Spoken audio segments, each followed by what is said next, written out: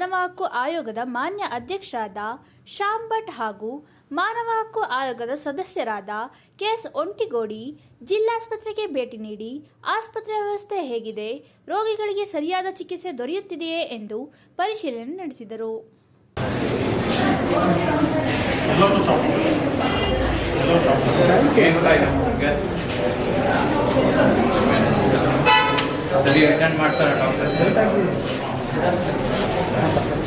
ಜ್ವರ ಬಂದಿತ್ತಲ್ಲಮ್ಮ, ಕಡಿಮೆ ಆಗಿದೆ. ಡಾಕ್ಟರ್ ಅಟೆಂಡ್ ಮಾಡಿ ಬಂದ ತಕ್ಷಣ ಅಟೆಂಡ್ ಮಾಡಿದ್ರೆ ಏನಾದ್ರು ತೊಂದರೆ ಆಯ್ತು ಅಂತ ಸಾಹೇಬ್ರು ಕೇಳ್ತಾ ಇದ್ದಾರೆ. ಬಂದ ತಕ್ಷಣ ಅಟೆಂಡ್ ಮಾಡಿದ್ದಾರೆ, ಏನೋ ಕಾಯಿಸ್ಲಿಲ್ಲ ಅಲ್ಲ.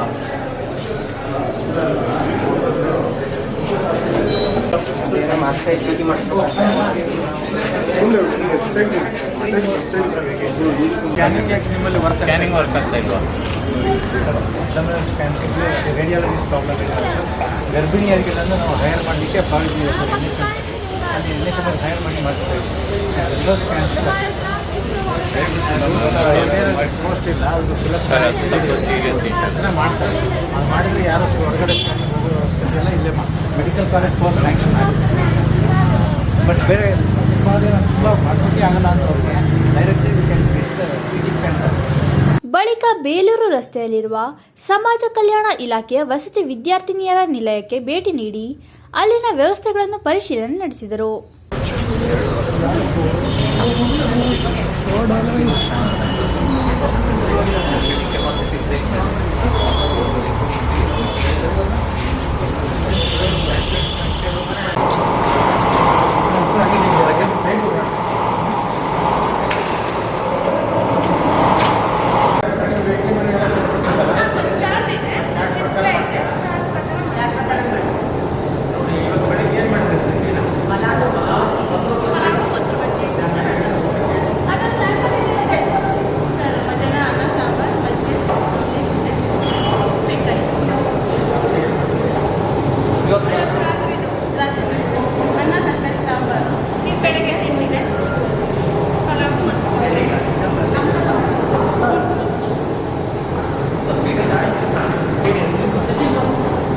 ನಗರದ ಹಿರೇಮಗಳೂರು ಪ್ರಾಥಮಿಕ ಆರೋಗ್ಯ ಕೇಂದ್ರ, ರಾಮನಹಳ್ಳಿಯ ಬಿಸಿಎಂ ಇಲಾಖೆ ವಸತಿ ನಿಲಯ, ಜಿಲ್ಲಾ ಕಾರಾಗೃಹ, ಜೀವನ್ ಸಂಧ್ಯಾ ವೃದ್ಧಾಶ್ರಮಗಳಿಗೆ ಭೇಟಿ ನೀಡಿ ಅಲ್ಲಿನ ವ್ಯವಸ್ಥೆಗಳು ಹೇಗಿದೆ ಎಂದು ಪರಿಶೀಲನೆ ನಡೆಸಿದರು. ಎಮರ್ಜೆನ್ಸಿ ಇದ್ದಲ್ಲಿ ಲೇಟ್ ಆಗಬಾರ್ದು. ಅಲ್ಲ, ಬಂದ ತಕ್ಷಣ ಅಟೆಂಡ್ ಮಾಡಿದ್ದಾರೆ, ಏನೋ ಕಾಯಿಸ್ಲಿಲ್ಲ ಅಲ್ಲ.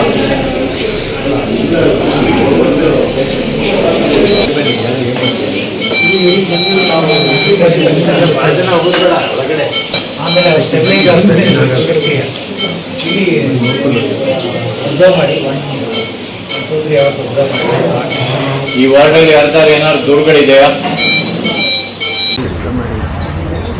ಹಾಸ್ಪಿಟ್ಲಿಗೆ ಭೇಟಿ ನೀಡಿದಾಗ ಇಲ್ಲಿ ಸ್ವಲ್ಪ ಪೇಷಂಟ್ ಸಂಖ್ಯೆ ಜಾಸ್ತಿ ಇದೆ.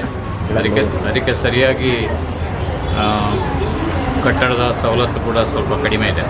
ಅಂದರೆ ಹೊಸ ಕಟ್ಟಡ ರೆಡಿಯಾಗಿದೆ, ಕೂಡಲೇ ಅಲ್ಲಿಗೆ ಶಿಫ್ಟ್ ಮಾಡ್ತೇವೆ ಅಂತ ಹೇಳ್ತಾ ಇದ್ದಾರೆ. ಅದಾದರೆ ಈ ಪ್ರಾಬ್ಲಮ್ ಸಾಲ್ವ್ ಆಗ್ಬೋದು. ಮತ್ತು ಸ್ವಲ್ಪ ವಾಶ್ರೂಮ್ಗಳಲ್ಲೆಲ್ಲ ಸ್ವಲ್ಪ ಕ್ಲೀನ್ಲಿನೆಸ್ ಕಡಿಮೆ ಇದೆ. ಅದನ್ನು ಕೂಡ ಡಾಕ್ಟ್ರಿಗೆ ಹೇಳಿದೆ, ಅವರು ಕೂಡಲೇ ಕ್ರಮ ತಗೊಳ್ತೇವೆ ಅಂತ ಹೇಳಿದ್ದಾರೆ. ಇನ್ನೊಂದು ಮುಖ್ಯವಾದ ಒಂದು ಇದು ಅಂತ ಹೇಳಿದ್ರೆ ರೇಡಿಯಾಲಜಿಸ್ಟ್ ಇಲ್ಲದಿರೋದು. ಒಬ್ಬರು ಡಾಕ್ಟ್ರ್ ಇದ್ದವರು 1 ವರ್ಷ ಹಿಂದೆ ರಿಟೈರ್ಡ್ ಆಗಿದ್ದಾರಂತೆ. ಹೊಸ ರೇಡಿಯಾಲಜಿಸ್ಟ್ ಬರಲಿಲ್ಲ.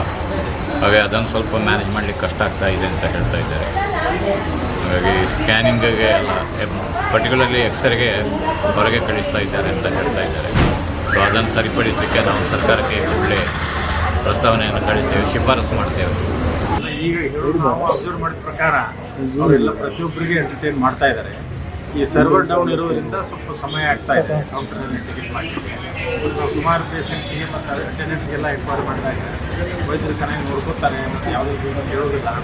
ಮತ್ತು ಎಕ್ಸ್ಟ್ರೀಮ್ ಏನಾರು ಮಾತ್ರ ಹೊರಗಡೆ ಸ್ಕ್ಯಾನಿಂಗ್ ಬರ್ಕೊಡ್ತಾರೆ ಅಂತ ಹೇಳಿದರು.